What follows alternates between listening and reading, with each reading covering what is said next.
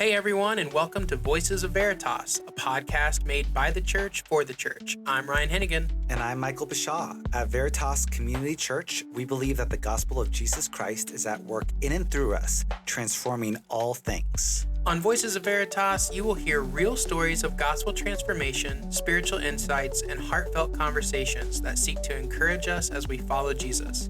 We invite you to join us twice a month to listen, learn, and grow in faith together.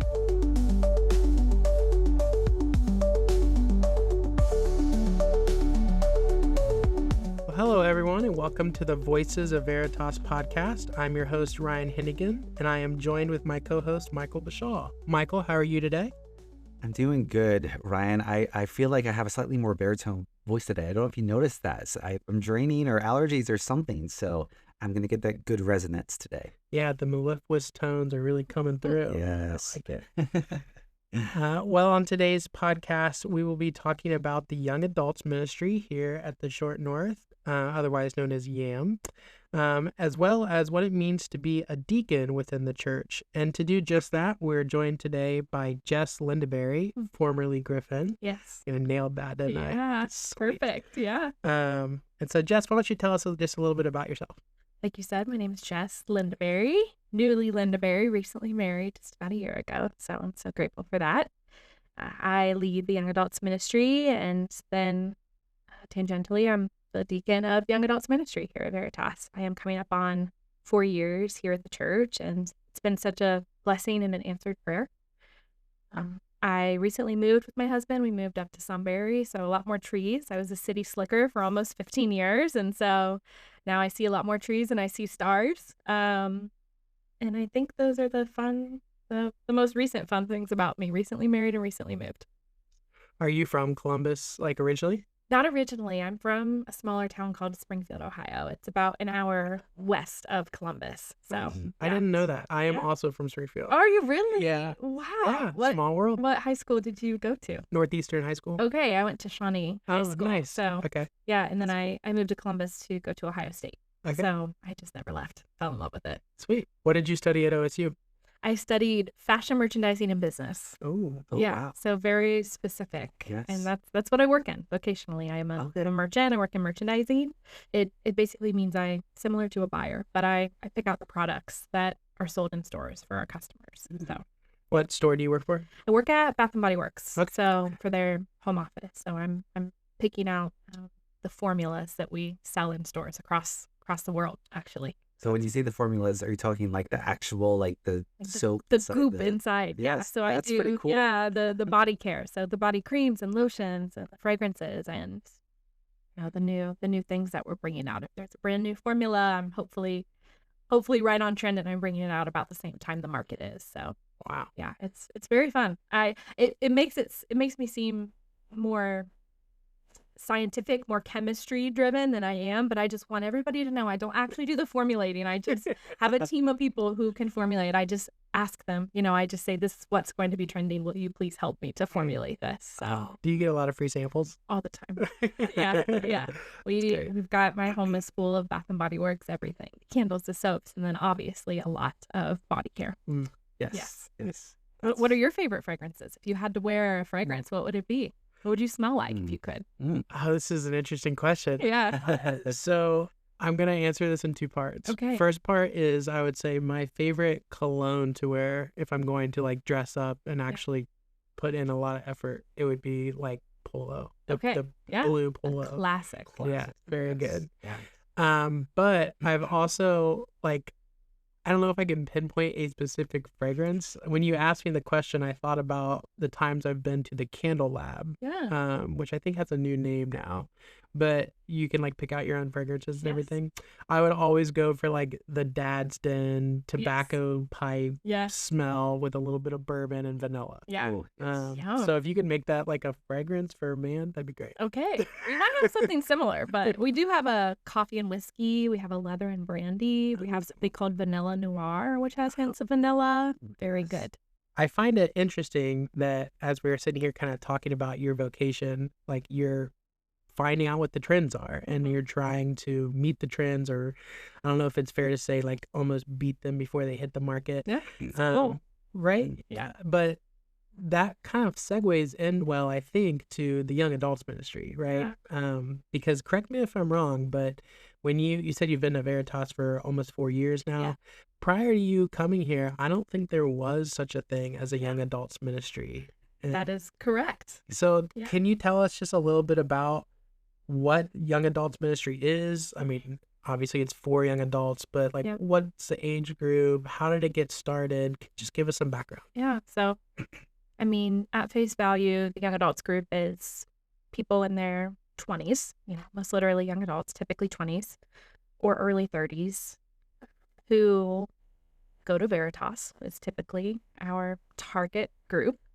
And the goal is to gather people who are in that life stage to come together to build fellowship and to be equipped and to help them engage more in their local church.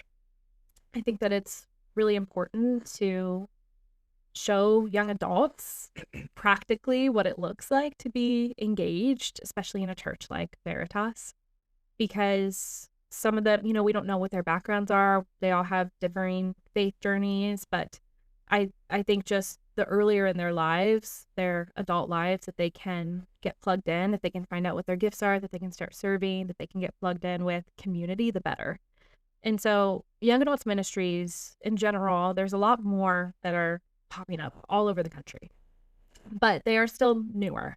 And when people look into kind of what is the reasoning behind why haven't these always existed, it's just kind of a sign of the culture where people are getting married later, they're having kids later, the priorities just aren't the same. And so there is kind of this new stage of life that didn't really exist as much 30, 40, 50 years ago, this young adult age group. And so now I think as a church, the capital C church, it's coming together to figure out how do you equip that age group, that life stage of people, which can be really hard because a lot of people, like I said, if they're not getting married or if they're moving to a new city and they maybe don't have that same community, or they're kind of doing it, quote unquote, alone or kind of more on their own, it could be a really hard stage of life, transitioning out of either high school or college and getting a job for the first time. It's there can be a lot of pressures and a lot of unknowns. And so, that's really what young adults group is how can we come alongside them when they're in that life stage.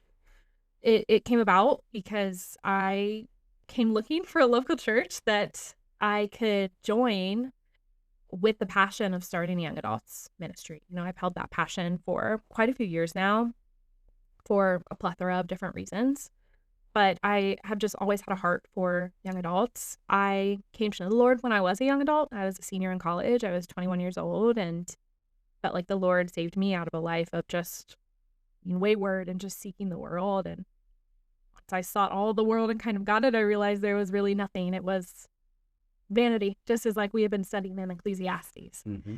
And so that pivotal moment coming in by young adulthood and then going through that really gave me a heart to, like I said, walk alongside other young adults in that same season. And so I'd been going to Veritas for probably 6 to 8 months, and I approached some of the pastors and said, hey, I'm ready. I'm a member here now. I am trying to get to know this place, but do I have your encouragement? Do I have your blessing to start connecting with other people who might want to buy into this vision and then eventually, just kickstart this ministry? And it was truly met with a lot of positivity and encouragement and support to go out and do that. And so I started as what I would call a grassroots ministry. I just went to my community group first to say, hey, anybody in this group, is anybody excited about this idea? And I got some excitement. And so we started meeting just at my house, just praying and vision casting for what something like this could be. After a couple months of that, I realized that we had kind of talked about planning, and it was turning into a lot of, well, what if this happens? And if this happens, we can do this and we can do this. And realized that without actually gathering the young adults, it was just hard to know what their needs were. And so we decided to just start meeting and start figuring it out from there. And, I think it was August of 2022. That's really when the official young adults meetings started, and we started calling it Young Adults Ministry. And another member, Nate Arnold, I'm pretty sure he was the one who coined. He just started calling it YAM. He just started saying Young Adults Ministry is too long to type. Let's just call it YAM. And affectionately, that's just the name that has stuck around. So those were our humble beginnings. That's fascinating that you kind of just took the onus on yourself. I mean, before we were recording, you and I were talking about, different volunteer type projects and how the ones that are typically successful are the ones that aren't necessarily being, foisted on you as an ask. It's your passion, it's your idea, and to hear that the Lord kind of has just put that on your heart for a long time now, and then that you just ran with it is really, really quite something. So thanks for all that you do. Oh, thank you. It's very much the Lord and me. Perhaps I'm biased, but it's definitely the most fun ministry to run, and so I feel like I got lucky. I got blessed that I get this passion. It's the most fun one. You talk about your intention and having that passion. It seems like that was pretty clear for you. Yeah. Even before coming to Veritas. I would love to hear how that passion was like cultivated in you. I think that as I look back in my walk over the last 10 plus years with the Lord, I think the Lord has been very kind to me to just very slowly show me where my passions lie and where my gifts lie and really where he wants me to run in those things. And so there's just a plethora of things that I've walked through that just continually validated my passion for young adult. First, like I said, coming to know the Lord at that age group and just the struggles, obstacles I walked through at that age is what gave me a heart for that age group specifically. I took a missions trip when I was in my early 20s, still a newer Christian, and I remember thinking, oh, I'm going to go to Central America and I'm going to bring the gospel to all these people who've never heard it. They're going to be so thankful. They're going to ask me to stay and I'm going to have to tell them no. And, a lot of humility lessons there too. But I remember going there to a third world country and being so convicted how strong the faith was of these people who were spiritually so rich, yet physically so poor. And seeing these people who had dirt floors and one twin bed for a family of 7 in a small shack on the side of a volcano, and then be so content and grateful in their life because they knew they had Jesus. And then contrasting that to the corporate world that I work in and the rich country of the United States that I work in, where everybody was honestly more physically rich, especially compared to these people, but spiritually poor. And I felt that the Lord took me on a missions trip across the world to show me that my real mission was here in Columbus. And so, wherever my sphere of influence was, I just decided that was where my ministry was going to be. And so that was, at that time I was surrounded by young adults. So just another kind of validation of that. And then as I continued to go, I hopped around some churches. I became part of a church plant on the south side of Columbus with some friends. And when we were planting that church, I think our heart was, we need to read the Bible. We need to know the Bible in and out, because if we want to plant a biblical church, we need to know exactly what the Bible says. And that was one of the first times that I read and understood the Bible as a Christian and in such a deep way. And I think it made me realize how important biblical literacy is in general to Christians and to churches, and how it was almost a lost art, I would say, in some of modern and American Christianity. And so the validation of young adults, the validation of being in mission on Columbus, the validation of just having a heart for people to know the Bible and know it deeply.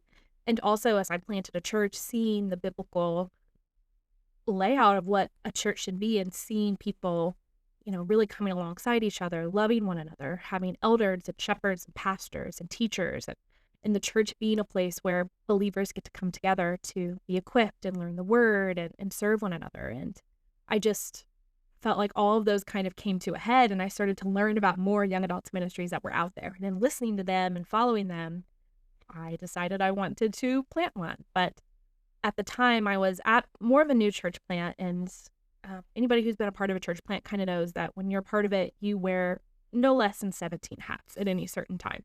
And so the church I was at, I was helping with house churches. I was helping plant house churches and helping with those leaders. I was helping with the women's ministry and plan those events. I was volunteering in the kids group and volunteering, here or there. And I just felt that I really wanted to pursue a more established church that had some of those things already covered so that I could have a very specific focus, because I felt that I could be most effective in that way.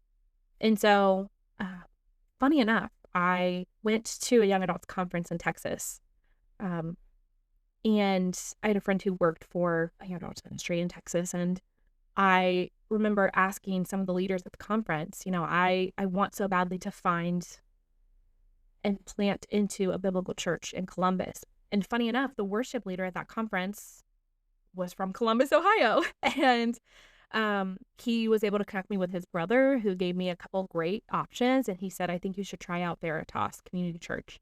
And I looked it up on the map, and it was less than 5 minutes away from the house that I had just purchased, that I had prayerfully purchased as a hope to do ministry in and, gather people in. And so I came to Veritas with the hope that they would be a biblical church that would let me plant young adults ministry. I met with Chris McConaughey one of my first weeks. I came with a list of theological questions to try to make sure that they were as biblically sound and literate as I wanted them to be. And I made sure to let him know that first meeting what my heart was for young adults ministry. I mean, I was just kind of, struck by your devotion to it. I mean, like going to conferences in different states and really being willing to try out different churches and seek advice and seek guidance and counsel. And like how you said earlier that God kind of had to take you to a different part of the world to remind you like what you needed right here in your hometown or right here where you were. Yeah, I'm also struck by the fact that you bought a house that Veritas ended up being 5 minutes away. Yeah. You were connected through Veritas, basically through Texas. Yeah. And just the way that if you are, considering God and praying to make the right decisions to follow in the steps that He has for you, that He's way ahead of you. And the fact that like you made that decision to buy the house and then go to the conference, and that was all like preordained in a sense that He was working through you and the decisions you were making. And then I know the leaders here at Veritas talk a lot about how they pray for the church to grow, but for people to come to the church with specific gifts and visions. Yes. I think you used the word vision casting earlier, which I really liked. And that just is another like encouraging example of how we could be praying for something here at Veritas that we have no idea what that's going to look like. Yeah. But God is directing the right people into the church. Yeah. And so that's just, I don't know, that I felt pretty encouraged when you were sharing your story there, just knowing that he's got it all figured out. And we as a church just came off of doing a rhythm series. And as you're talking, I just hear all the 5 rhythms kind of just come out, right? It's like obviously mission, obviously service, and then your comments about biblical literacy and how it's kind of a lost art, and you just wanted to have that. It's like there's learning, and all the others are there too.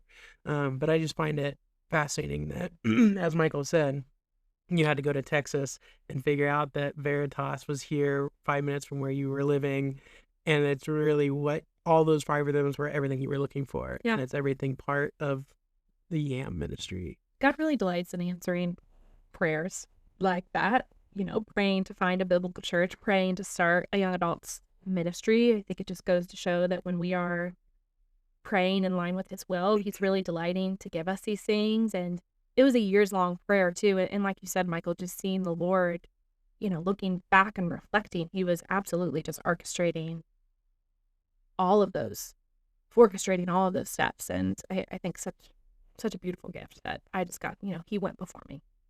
Yeah, we meet 2 times a month, and a YAM gathering is, some parts fellowship, some parts equipping. And so the first hour we have fellowship, which is really just sharing a meal. So, like I mentioned, young adults in this stage are more often single than they were, decades ago. And to me, it's important to make sure that people can build that community in with people who have more time than them, because, as people get married, especially as they have kids, your time just somehow starts to dwindle, And so we make sure that we have time for fellowship.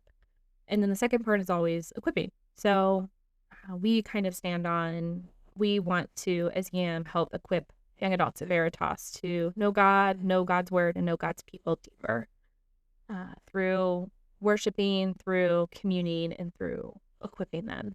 And so we tried to use that second hour to equip on one of those three facets, knowing God, God's word, or God's people in a deeper way. And so equipping can be a myriad of different things. It really, we try to lean on the Lord a lot on what are the topics, what are the equipping. So we will do anything from just a message, kind of similar to a sermon, but typically with more discussion. I love allowing the young adults to discuss and ask questions. And, there's just such brilliant minds and just ideas and thoughts and different perspectives. So we try to make sure that people have the time to do that. So sometimes it's just a discussion or going through a chapter of the Bible. Sometimes we will do prayer and worship nights. I always, every time we do one, I think we should do even more of those too. And then other times we will spend time with people within the church. And so we brought in all of the pastors for pastor panels, or at least most of the pastors. And that is a really, really great opportunity for the young adults to get to know the pastors in the church in a deeper way. Because again, I want the young adults to be deeply involved in the local church. I want them to know their pastors and elders. I want them to feel like they can reach out to them with questions or for counsel. And I also really want the pastors to be able to know the young adults that are here and to see what we're doing. And so those are always really widely attended, which is very fun. And then other times we do something, something fun. It just depends what the young adults are asking to do as well. We're currently in a Hot Topics series, which has been so fun. What we're doing is we're taking topics that are, quote unquote, hot topics and culture and talking about them from a biblical lens. And it's not necessarily what do we think about this or what does culture say, but more so biblically, what does the Bible say about these things? And then trying to ask more practical questions, which has been wonderful. We did LGBT, we did women in church leadership. We recently came off an abortion, IVF, and surrogacy, where really the goal is just to try to, be able to talk in a safe space for people to share. This is what I have a question about. This is what I hear in culture, people kind of standing against something like this.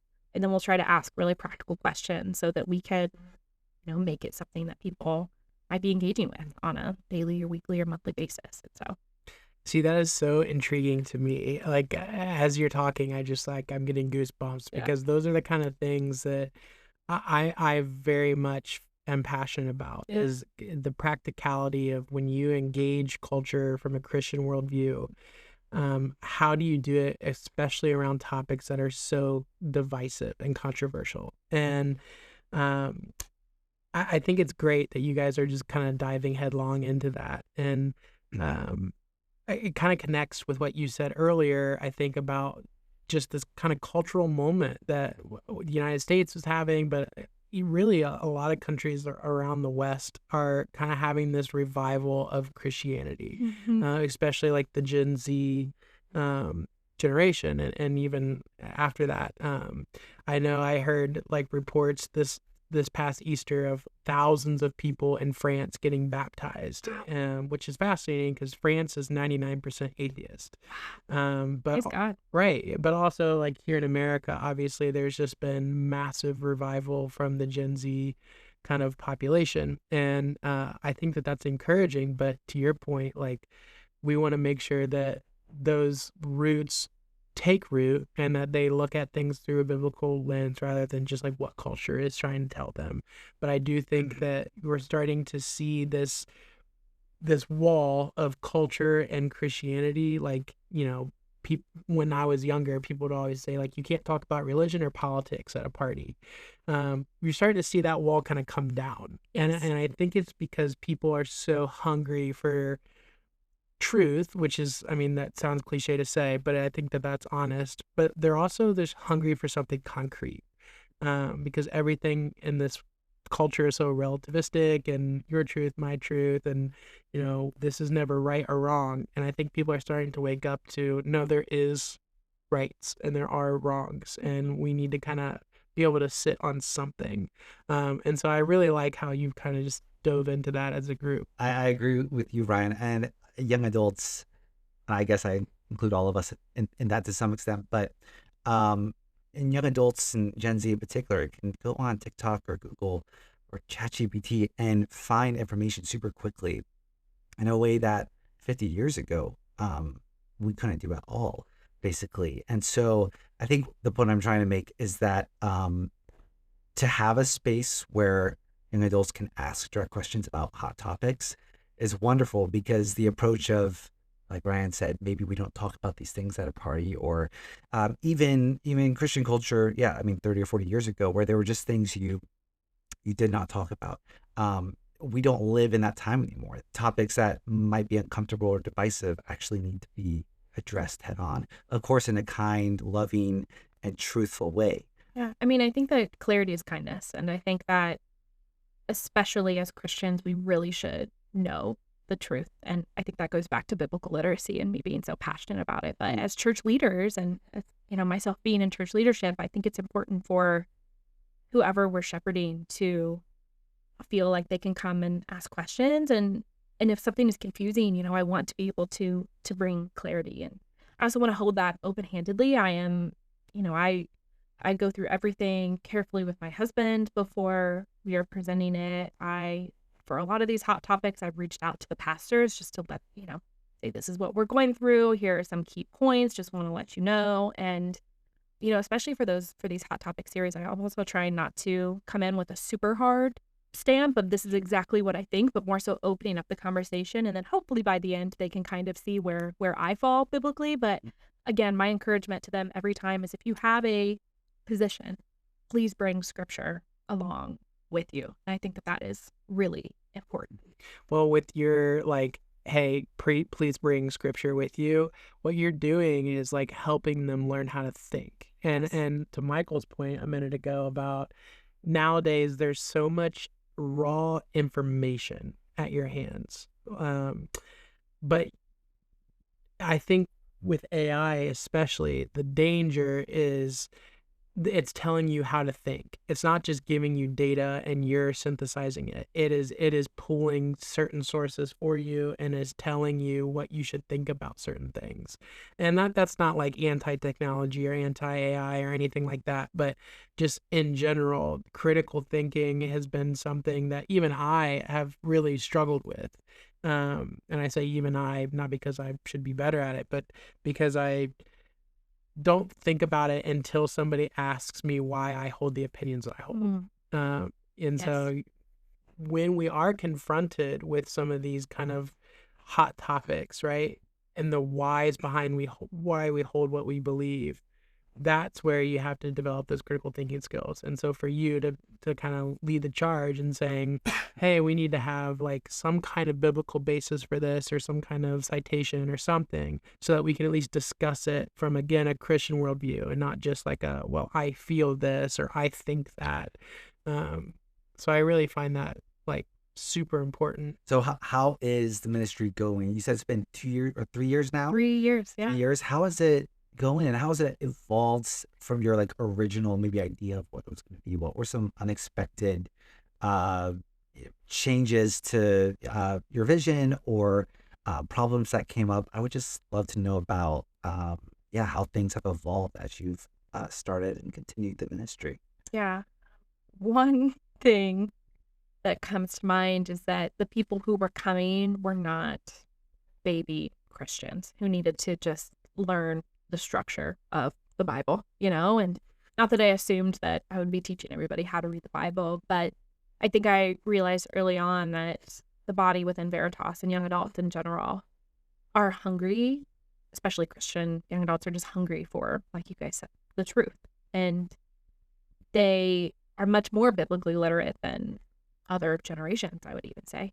And so it pushed me as a leader in a lot of ways to make sure that I was meeting them where they were. And so while the general format of fellowship, dinner, and then equipping has remained the same, the topics that we are reviewing, the content, the depth that we're going, I try to make sure that we continue to go deeper. And another thing that is an obstacle for me that I'm continually trying to figure out is there is such a desire for me to personally disciple each and every one of them. You know, I think as a leader, it's hard to not want to just care for each of them.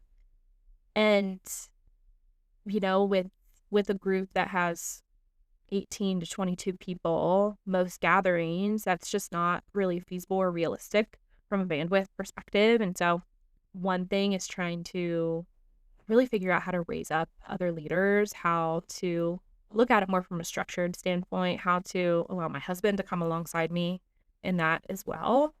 Yeah. And so I think that's a big thing. What's a memorable or impactful moment that you may have witnessed? I mean, as I was thinking about this question, first thing that came to mind was like, you obviously met your husband through the young adults ministry. Yeah. So I don't know if I just stole your thunder there, but what is a memorable or impactful moment you witnessed as part of the ministry? Yeah. Well, that definitely is a memorable one, I will say. Got to meet my husband on my front porch. He texted me one night, just this random person. He got my number from Chris McConaughey, so shout out to Chris for that setup. But just because he and his roommates had moved to town and they were looking to get plugged into Veritas and into a young adults ministry, so they showed up. Him and his 4 roommates showed up on the porch one day. So I did meet my husband.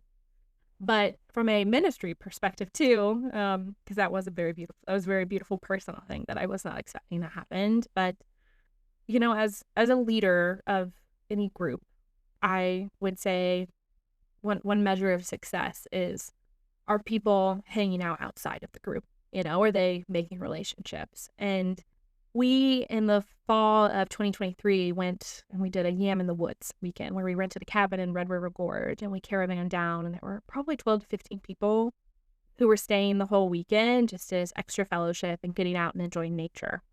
And I remember on our way down, we stopped for dinner at some fast food place. I don't even remember where, but in talking to one of the people who was coming, he was talking about his week and he said, yes, so-and-so, another person in the group, so-and-so and I just went to the Blue Jackets game last night. And I just kind of stopped in my tracks. And they were both rather new to the group, you know, within the last few months. And I said, did you know each other before this group? And they said, no, we just met. And he just said, yeah, he just reached out to me. He said, it was good meeting your group. I was wondering if you wanted to go to this hockey game. I have a couple tickets. And I had to try to not cry in the middle of, you know, a fast food restaurant with all these young adults, because it's a moment like that where you start to just see other people at the tables just kind of talking to each other, and you see that people are hanging out outside of the group. And that was just such a beautiful thing to me, because that meant that YAM was serving as a place where people could build fellowship with other young adult believers within Veritas. I've seen that play through in many other ways. I did meet my husband there. There are 2 other couples. One of them just got married, another getting married next month, that met at YAM. And not to say that they wouldn't have met at the church another way, but there, you know, are people who are now roommates. You know, a house of girls that has had several people from YAM kind of move in and move out, and just building these friendships in such a deep way. And so I think that when YAM starts to go beyond YAM, that's when things get really special. Yeah. The faithful obedience of just opening up space for God to work. And that's so cool that people meet inside of YAM and then hang out outside of YAM. And I know it's like the same for community group a lot of the time, because a relationship grows, but you need to have a space and a context for it to grow. And that definitely is a gift of yours to create that space. Well, kind of shifting gears a little bit, you mentioned a minute ago that you're in church leadership as the deacon of young adults ministry. Yeah. So just from like a processing standpoint, like what is it like to go through the deaconship process, become one? What does that mean when you are a deacon? Yeah. So most literally, the deacons are really the leaders of specific ministry. They're more so the boots on the ground, people tangibly serving the body and leading in really practical ways. And so it's not necessarily that the church just has these open deacon positions and they're looking for people to apply. I think that our our pastors and elders are handling it in the best way, where they are seeing people who are already serving and leading in certain areas and then approaching them about turning that into a deaconship. And so I had already been leading YAM for about a year and a half when I was approached by Joe just to consider what being a deacon meant and if that's something that I would be interested in. And I made sure that I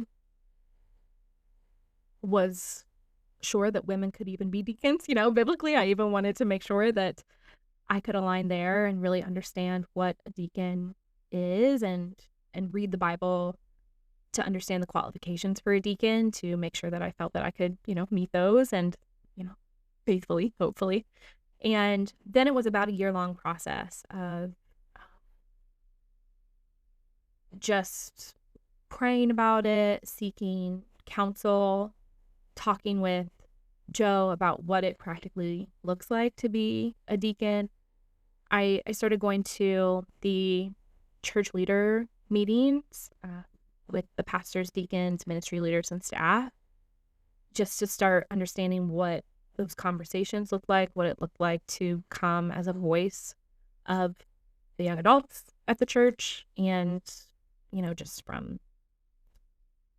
being, hopefully a faithful servant of the church and member as well.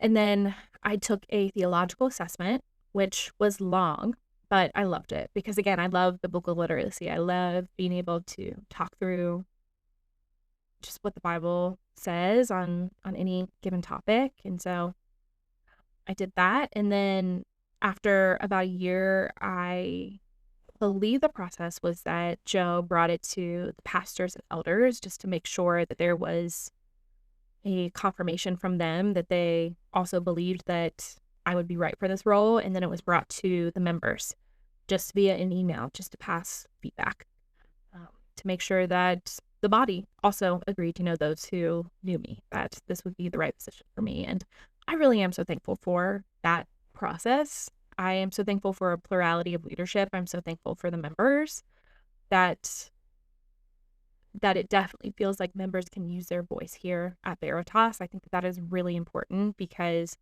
I, as a leader, it's extremely important for me to be held accountable. I want people to keep me in check. I want people to give me feedback if I am outside the Word of God. And I also need people to encourage me and support me in that.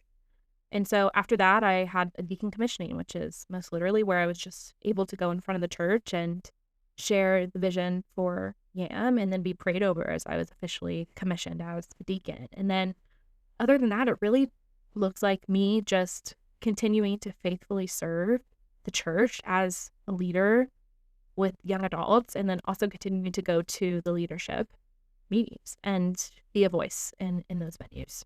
I think it's really cool when you described how Veritas approaches deaconship. Instead of prescribing certain roles and then looking for people to fill them, or perhaps even kind of get them out, a little bit of the way there. In some churches, that Veritas is on the lookout for the giftings that our members have, and just intuitively like listening to the Spirit and who is coming to the church and what they're bringing. And I had read the new deacons email that came out maybe a month ago, and was just struck by all the really interesting, like, I don't remember the titles, but deacons of all sorts of different stripes. And I did have that thought, wondering was there a list of this before they put any one of these roles? But kind of doing it from the bottom up seems like a really interesting and more spirit-led way of identifying people's gifts and getting them into the leadership. Yeah. And what a great job interview, right? Mm-hmm. Well, you're already doing this job, so we should give it to you type thing. Mm-hmm. So absolutely. Good point. Yeah. I don't know how to ask this question, so I'm just going to try to feel my way through it. Okay. What do you think is a common question or maybe struggle or topic that you hear consistently through like the people at YAM? Like, what do they want to talk about the most? Is there a common kind of thread or topic or something that's on their minds? I don't know if that question makes sense. It definitely does. And I think I'm trying to make sure that this sums everything up, but it really feels like it's all about relationships. I don't agree with this person and their views. How do I approach that? It's, hey, it feels awkward for me to share the gospel with people that I work with because of this, or this. Hey, I'm a single person and that might be something that I struggle with, or I just had a breakup, or, I'm dealing with this with some friends. And so it definitely feels like there's a lot of ground on different relational topics. I would say that's number one, way ahead of even what does the Bible say about these things. I think that makes sense, because what an effective strategy for the enemy to divide the church, where we as a church are supposed to strive for unity within the body, where we are to pursue reconciliation, where it is a gift that the church can look different to the world because of the relationships that we have with one another. So it doesn't surprise me that that's really one of the number one things I would say. And it would make sense too that relationships, just as a broad category, are kind of front and center, because it's also lived experience. I mean, it's like that is the thing that you deal with day in and day out. Biblical literacy and, kind of a Christian worldview are obviously very important, but you want to know how to move and operate in the world. Yes. So I can see that being, primary. Yes. Yeah.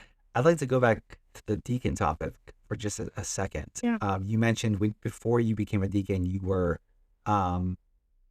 reading the Bible and, first of all, trying to figure out if you felt you were qualified and called to that. And also you mentioned the question of women in leadership too.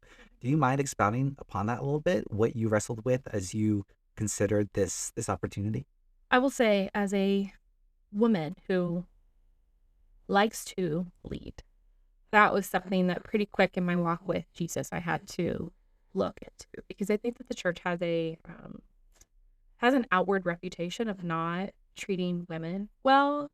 And I didn't necessarily see that in the church. So that was something I had to look into, why do people say this? And I think it really comes down to the fact that in many churches, many Reformed Protestant churches, women aren't in the role of pastors.